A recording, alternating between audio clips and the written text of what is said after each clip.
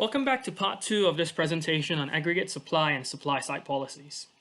Now that we have clarified what long-run aggregate supply is, and have looked at how the coronavirus could have reduced the long-run aggregate supply of an economy, let's be a little bit more positive and start looking at a few different supply-side policies that could actually improve the economy instead.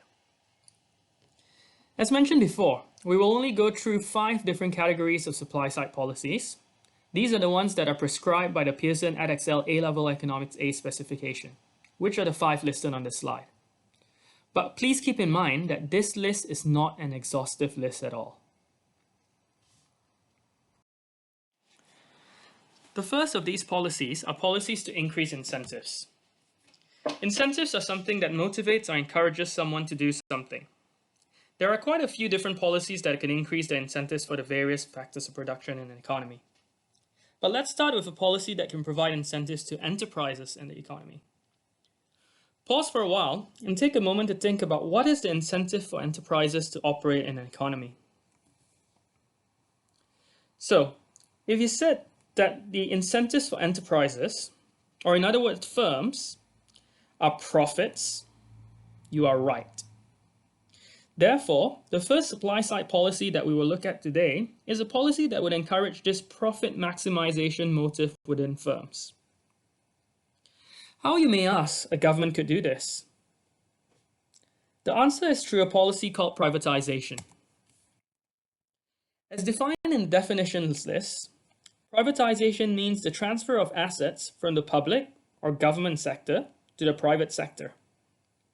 So, when the government sells their assets, such as when the UK government sold British Petrol, or BP, in 1979, British Telecom, or BT, in 1984, British Airways, or BA, in 1989, and even Royal Mail in 2013, the British government was basically giving control of these companies over to private investors.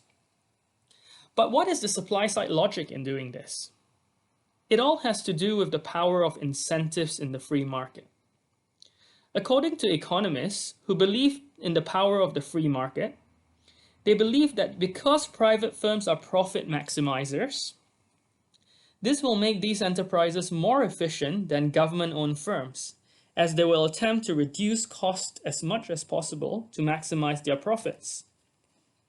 To do this, they will need to make the most efficient use of the factors of production available, and therefore do their best to maximize the productivity of the factors of production available. This means that the quality of the factors of production available would increase, leading to an increase in long-run aggregate supply.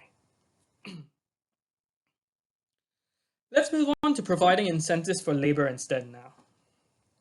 So what we're trying to do here is to provide incentives for more people to enter the labor force. How can a government do this? Neoclassical economists would call for a more market-based strategy to do this. In other words, neoclassical economists would suggest that there should be less government intervention or regulation. So what is being suggested here could be, for example, to reduce income tax rates. If income tax rates decreases, this would increase the disposable income for people who are working. This means that if someone works, they will be able to earn more. Therefore, this should act as an incentive for more people to work. Therefore, if more people want to work, this means that the size of the labor force is higher. And since the size of the labor force is higher, this means that the quantity of factors of production of the economy has increased, which will increase the long-run aggregate supply of the economy. Just a quick note here before we move on to the next policy. Some of you may remember that a decrease in income tax is also a demand-side policy when we talk about fiscal policy. You're right, don't worry. Some of these policies that we will go through today could also be a demand-side policy as well. But you would have to realize that in this line of causation that we are going to develop today, or the one that we have developed, the explanation that was given were more to do with the factors of production. While when developing demand-side policies, it was about either consumption, investment, government spending, or net exports. So just make sure that you explain your points based on what is being asked in the question. The next set of supply-side policies that we will cover in this presentation are policies that can be used to promote competition. Once again, economists who believe in the power of markets believe the competition is one of the most beneficial features of the free market, whether it is competition between firms or even competition between workers. So this set of supply-side policies that we will be introducing now intend to do just this, to increase the level of competition in the market so that the LRAS of the economy could increase. One of the ways the government could do this is by deregulating the market. Deregulation is when markets are opened up and entry of new suppliers are encouraged. This could be in the form of simply changing government regulations to allow more than one firm to operate in the economy, or reducing the level of red tape in the economy to make it easier and less costly for new firms to start up in various industries. In other words, deregulation should enable more firms to open up in the industry. All the firms in the market now will compete with each other to maximize their profits. And if there is lots of competition, firms cannot be complacent and will have to find innovative ways to compete and also increase the level of efficiency and productivity of the firm to make profits or simply be able to survive. Therefore, the factors of production of the economy will be used more efficiently and productively. Again, this is an indication of an increase in the quality of factors of production, which could lead to an increase in LRAS. The other way of promoting competition is for governments to subsidize small and medium enterprises. This will enable small and medium-sized firms to enter and compete with larger existing firms, which again will ensure that no one takes their market position for granted, and therefore will continuously try to be as efficient as possible. The lines of causation are the same as the first policy on this slide.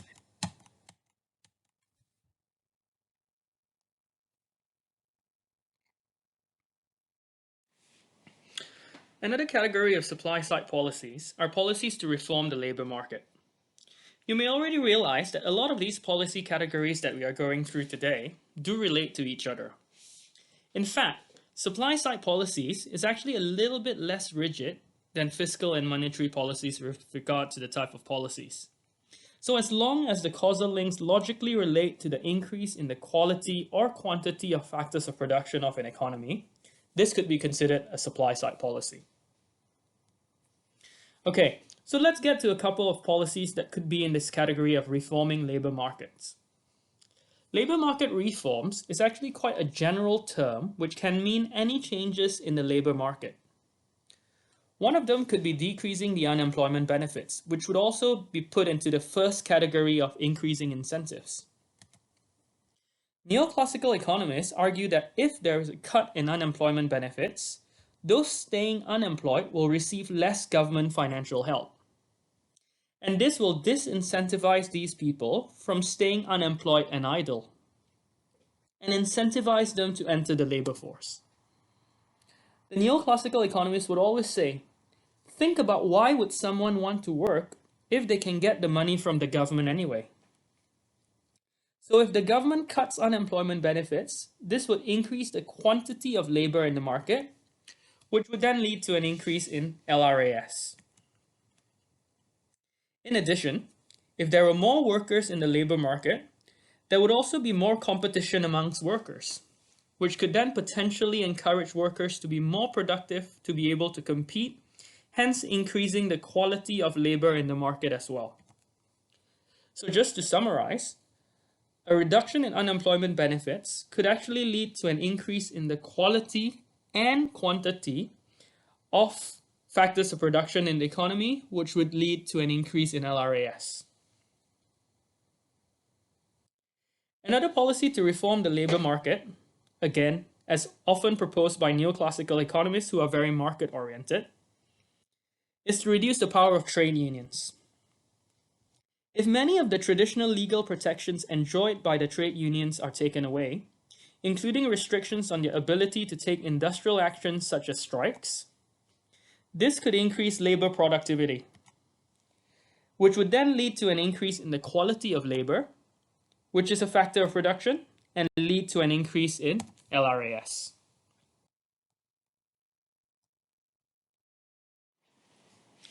By now, I think this policy of improving skills and quality of the labor force should be pretty straightforward to you on how it is a supply side policy. So we'll just run through this quickly. So if policies are made to improve the skills of labor force, their productivity would improve, which is indeed an improvement in the quality of the factors of production, which would then lead to an increase in LRAS. Done. Okay, but let me take this opportunity to also remind you that when writing exam answers, especially bigger or longer mark questions, you will always need to ensure that your answers are clearly applicable to real life situations, even more so for supply side policies. And therefore, you do need to give something more than just what we wrote there to improve the skills of labor force. How would a government do that? How would a government improve the skills of a labor force? The easiest thing to do is to just say the government should increase spending on education and training. But if you do want to take it further and expand on it, you could say that increasing the spending on education and training could lead to better quality teachers, or more access to schools, or even students having a better curriculum that trains them for the real world more effectively. Therefore, the skills would be improved, labor productivity would increase, quality of factors of production would increase, and therefore, there'll be an increase in LRAS.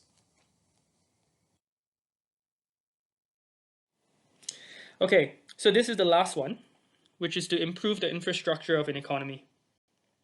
As defined in the definitions list, infrastructure are capital assets of the economy such as motorways and internet connection. If these are improved, imagine how much easier it would be to run a business in that economy. In fact, the factors of production could probably be more efficient and productive. Imagine the amount of work you could do if you have a very fast internet connection compared to if you don't. Or imagine for a delivery company. What if the economy has roads which aren't congested? The delivery time would be so much faster. Therefore, if the economy's infrastructure is improved, the factors of production could probably work more efficiently and productively, and therefore, once again, improving the quality of the factors of production and increasing LRAS. If we were to show the effects of these policies on the LRAS diagram, we will be able to shift all the LRAS curves to the right. And therefore, we will be able to see economic growth, shown through a higher level of economic output from YF to YF1. In addition, we can also see inflation rates decreasing from P to P1. So if an economy was facing a situation of stagflation, where there was a recession and high price levels, a supply side policy would be the perfect cure, as it would increase economic growth and decrease price levels. That being said, please do note that supply side policies do take a long time to actually have an impact on the economy. Think about how long it takes to educate an individual, for example. Oh, and let's not forget, if we were analyzing it through a PPC, supply side policies would push the PPC outwards.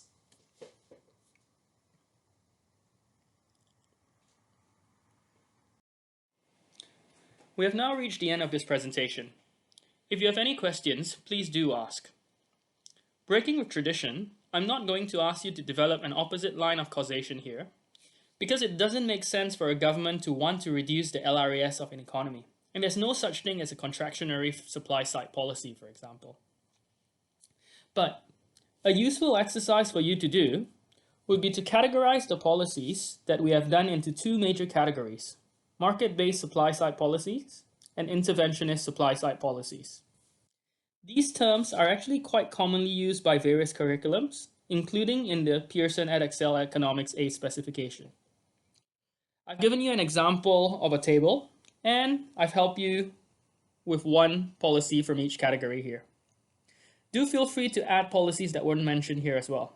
And once you've done this, please get your tutor to check it. Goodbye.